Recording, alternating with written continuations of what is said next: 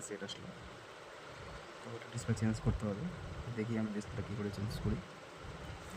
প্রথমে মোবাইলটা ভালো করে খুলতে হবে।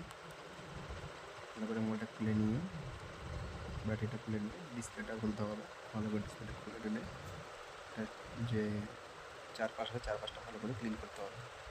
তাহলে ডিসপ্লে ভালো করে বসবে না।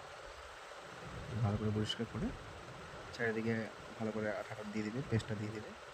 না হলে ডিসপ্লের যে আলোটা আছে আলোটা বের হয়ে যাবে, তো দেখতে খারাপ দেখা যাবে। তো ভালো করে চারিদিকে ভালো করে পেস্ট দিয়ে এটা ঢাকতে হবে। আর এটা দিয়ে 2-3 মিনিট রেখে দেবেন, রেখে দিলে ভালো হয়। তারপর ডিসপ্লে লাগালে খুব ভালো হয়। তো আমি 2-3 মিনিট রেখে তো এটা ভালো করে রেবন টেবন যেগুলো আছে ভালো করে যেটা আছে আর কি রেবনগুলোর উপরে যে স্টিকারগুলো ওটা উঠিয়ে নেবে। না হলে টাচটা অনেক সময় অটো ওয়ার্ক করে এরকম অনেক সমস্যা দেখা যায়।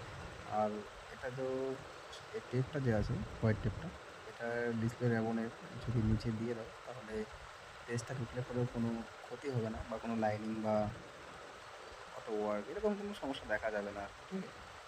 তো এটা আমি এইভাবে কাজটা করি আর কি। তোমরা কীভাবে করো সেটা আমাকে কমেন্টে জানিও। ভালো করে ফিটিং করার পর চারদিকে যেটা রাবারটা যে আছে চারদিকে রাবারটা ভালো করে মেরে নিও। তাহলে রাবার রাবারটা মেরে 2 থেকে 3 ঘন্টা রাখতে হবে। নাহলে এটা আবার লাইট বেরোবে বা অল্পতে উঠে যাবে গরম হলে এরকম সমস্যা দিবে, ঠিক আছে? ভালো করে রাবারটা মেরে এখন আমি চেক করে নিব, দেখবো ডিসপ্লেটা